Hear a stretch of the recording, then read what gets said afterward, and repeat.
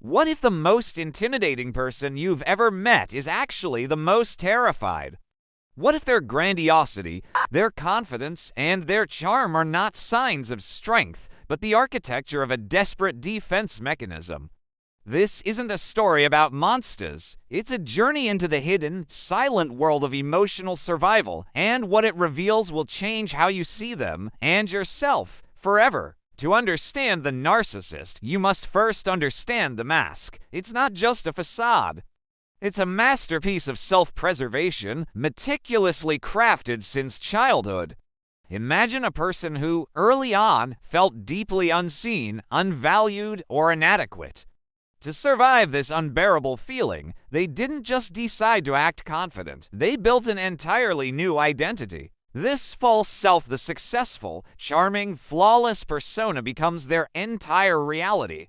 It's the only thing they believe can earn them the love and admiration they're starved for. This mask is not for you, it's for them. It is the wall they built to keep the horrifying truth of their own perceived worthlessness from ever breaking through. They live in a constant performance, a role they can never step out of, because they believe that without the mask, they're nothing.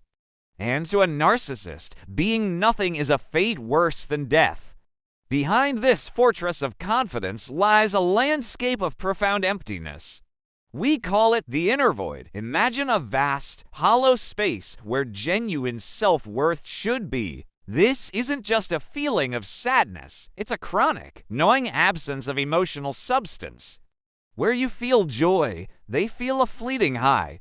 Where you feel love, they feel a temporary validation.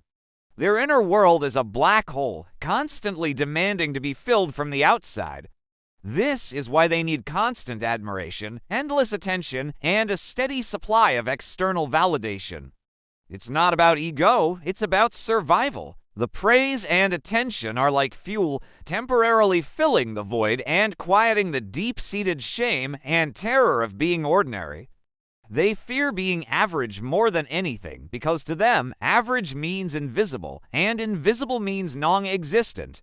This inner void is the source of their insatiable hunger, a hunger that no amount of success or adoration can ever truly satisfy. It's a wound that never heals, and they spend their entire lives trying to outrun the pain of it. So, how does this inner void drive their behavior? Through control and manipulation.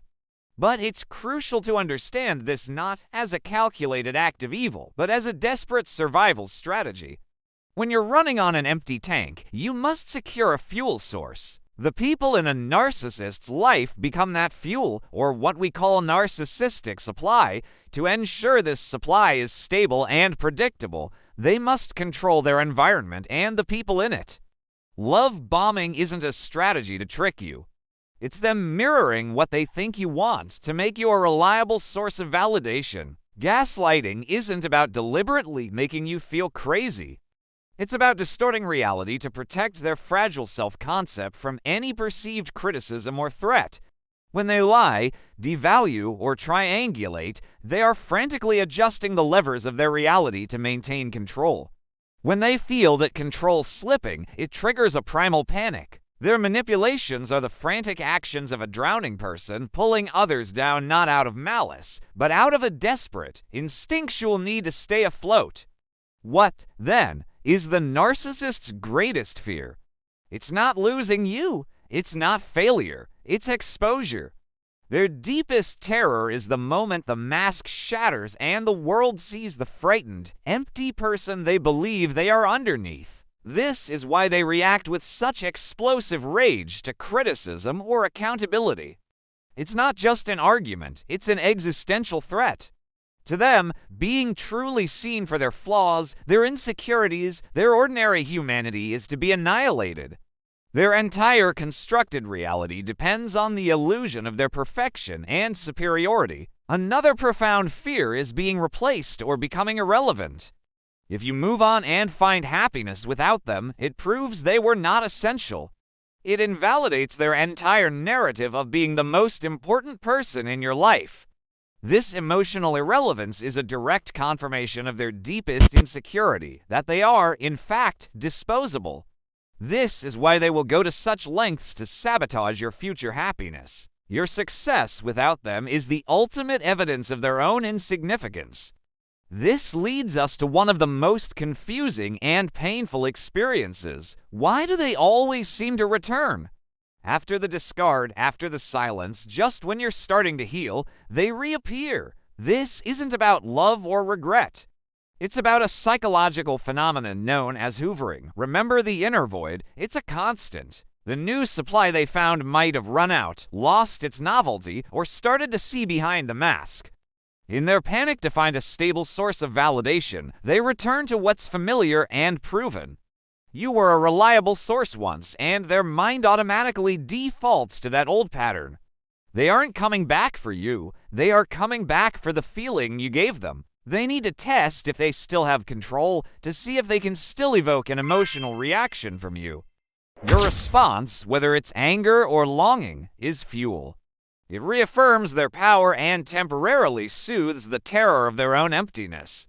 They are not choosing you again, they are simply running back to a well they know isn't dry. Understanding this isn't about excusing their behavior.